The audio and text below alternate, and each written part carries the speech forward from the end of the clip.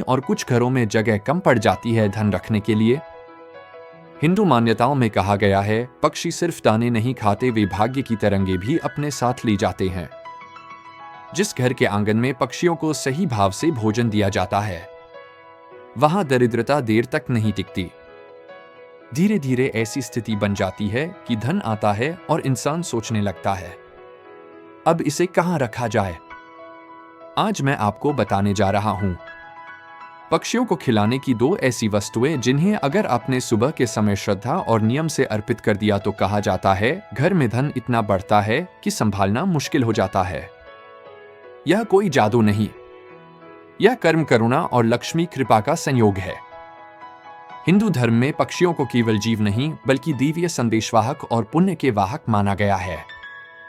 शास्त्रों में उल्लेख मिलता है कि पक्षी आकाश और पृथ्वी के बीच सेतु होते हैं, इसीलिए वे भाग्य, कर्म और धन, ऊर्जा को एक स्थान से दूसरे स्थान तक ले जाते हैं।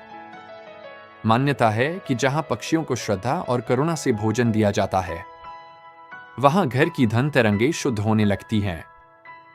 पक्षियों को अन्न देना दरअसल अन्नदान के समान माना गया है और अन्नदान को सबसे बड़ा दान कहा गया है।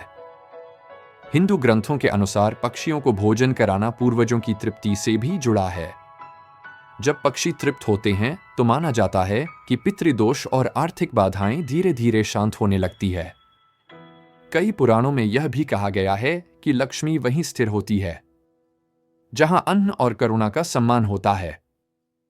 पक्षी करुणा के सबसे सरल माध्यम है। उन्हें भोजन देना अहंकार को तोड़ता है और व्यक्ति के भीतर धन आकर्षण की क्षमता को जागृत करता है। यह भी देखा गया है कि जो लोग नियमित रूप से पक्षियों को भोजन देते हैं, उनके जीवन में अचानक अवसर, अप्रत्याशित लाभ और धन से जुड़े समाधान अपने आप आने लगते हैं। इसीलिए कहा गया है, पक्षियों को दिया गया हर दाना किस्मत में समृद्धि बनकर लौटता है। अब मैं आपको पहली वस्तु बताता हूं जिसे अगर आप पक्षियों को सुबह के समय अर्पित करते हैं तो माना जाता है कि घर में धन का प्रवाह तेज हो जाता है। यह पहली वस्तु है साफ चावल के दाने और बाजरा। हिंदू धर्म में चावल को अन्न का राजा कहा गया है। यह लक्ष्मी, समृद्धि और स्थिर धन का प्रतीक माना जाता है। किसी भी पूजा, हवन या शुभ कार्य में चावल के बिना अनुष्ठान अधूरा माना जाता है। वहीं बाजरा परिश्रम, निरंतरता और जीविका का प्रतीक है। यह उस धन का संकेत देता है जो धीरे धीरे लेकिन स्थायी रूप से जीवन में आता है। जब चावल और बाजरा एक साथ पक्षियों को दिया जाता है तो माना जाता है कि यह तेज धन और स्थायी धन दोनों को आकर्षित करता है।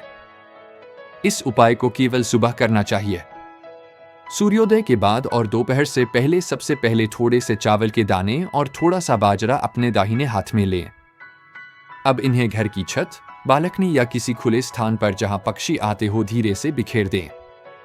दाना डालते समय मन में यह भाव रखें, जैसे पक्षी तृप्त हो वैसे ही मेरे जीवन में अन्न, धन और अवसर कभी कम ना हो। हिंदू मान्यता कहती है कि पक्षियों को अन्न देना अन्नदान के समान है और अन्नदान सबसे बड़ा दान माना गया है। कहा जाता है कि जो व्यक्ति नियमित रूप से सुबह पक्षियों को चावल और बाजरा देता है, उसके घर में धन की कमी टिक नहीं पाती।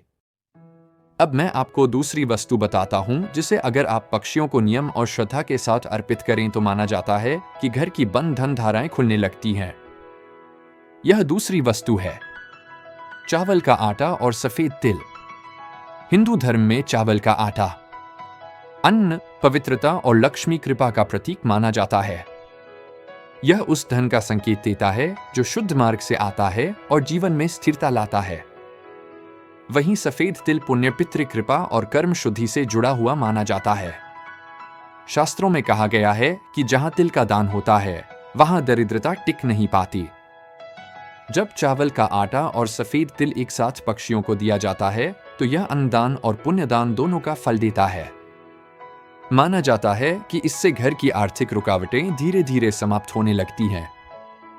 इस उपाय को केवल सुबह करना चाहिए।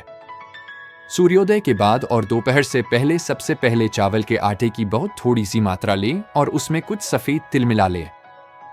अब इस मिश्रण को घर के बाहर किसी खुले स्थान पर जहां पक्षी आते हो धीरे से रखें।